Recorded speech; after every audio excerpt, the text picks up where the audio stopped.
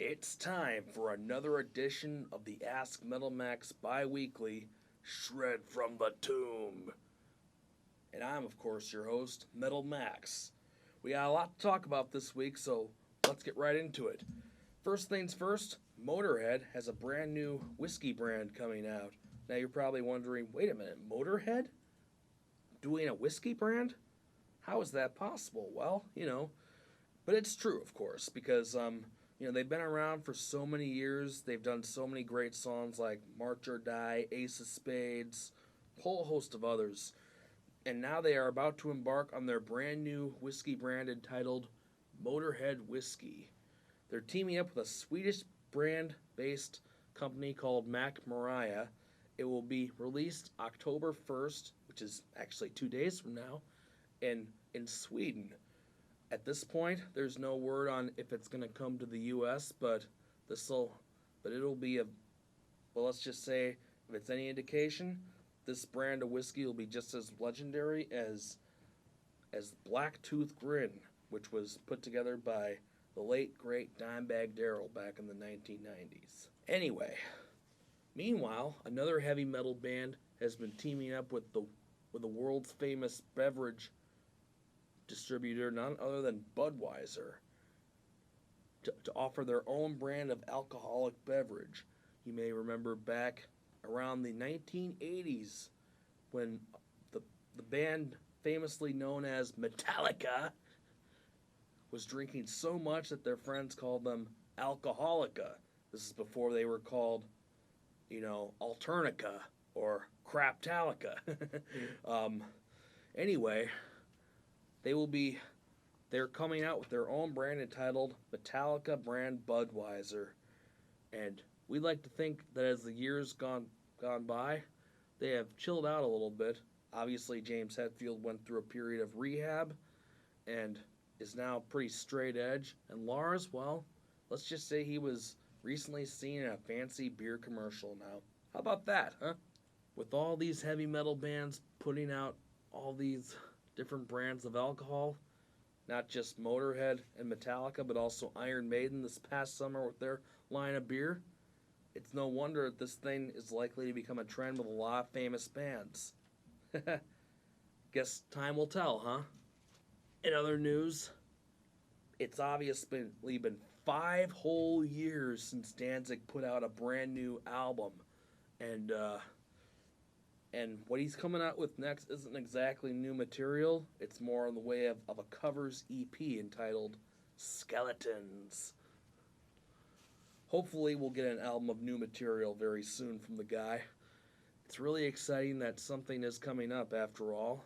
Danzig himself recently took to Facebook to announce the EP will be coming out sometime around late November, along with the release of the artwork. Anyway, look for song covers from the likes of ZZ Top, the Troggs, the Everly Brothers, and of course, the mighty Black Sabbath. And I hope we hear something very soon because I'm excited to hear this. Alright, time for one of those extremely weird things that you hear so much about, not just in the music world, but also in the world of sports. Stay with me, I'm going somewhere with this. The Pulse of the Radio is claiming that the manager of the Chicago Cubs has complained about the conditions of their home playing field, Wrigley Field, after AC/DC played a huge concert there on September 15th. Having so many people on the field at one time caused a lot of the turf to get ripped up, creating divots in the field, which has supposedly had some consequences for the team while playing. Now, come on. It's not all that were unreasonable or unusual that certain sports venues were never made to accommodate concerts. But all I can say is if the Cubs let this affect their whole postseason, well, I can just imagine the headline saying AC/DC kills the Cubs postseason and they don't get into the playoffs. Boy, would I hate to be around any Cubs fan if that were to happen. Now, before we wrap it up, let's get into some local stuff. As you may know, early in the month on Labor Day weekend, I went to the Taste of Madison and checked out the JJO stage. Had some amazing bands that performed there, and of course, here's some of the here's some of the band footage in case you weren't able to make it to the show.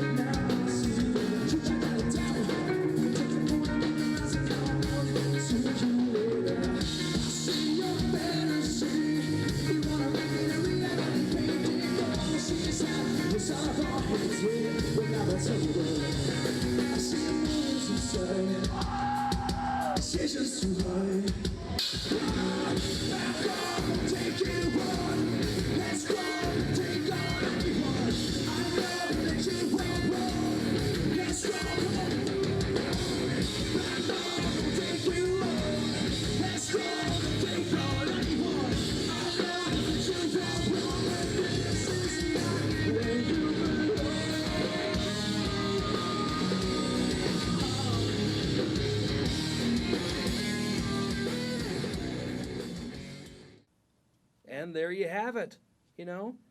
Obviously, JJO can really put on a great show at Taste of Madison. Here's hoping for more of the same next year. Now, last but not least, we have a local band that we really have to tell you about that's going to be making the waves around Madison very soon. Be on the lookout for an amazingly skull-crushing death metal band by the name of Birth Defect. The band is currently putting together a demo right now and are due to play shows in the very near future. I had a chance to catch up with their drummer Greg Fruit, and he'll tell you more. My name is Greg Fruit, and I play in the band Birth Defect. Just giving an update for MetalMax.com. Birth Defect is a 5-piece band, some thrash. Did I just say thrash? Yes, you said thrash. You can go with that, some thrash, a little grind. It's a good time. We're working on putting together a good set for you to get out there and start playing live here soon. And have you gotten any good show offers yet for upcoming shows? Oh, absolutely. We get show offers all the time, but we're just waiting until we're ready to get our merch together, get the full package together, and then we'll be out there ready to step on your head. All right, and real quick, tell us a brief history about the band and how it all came together.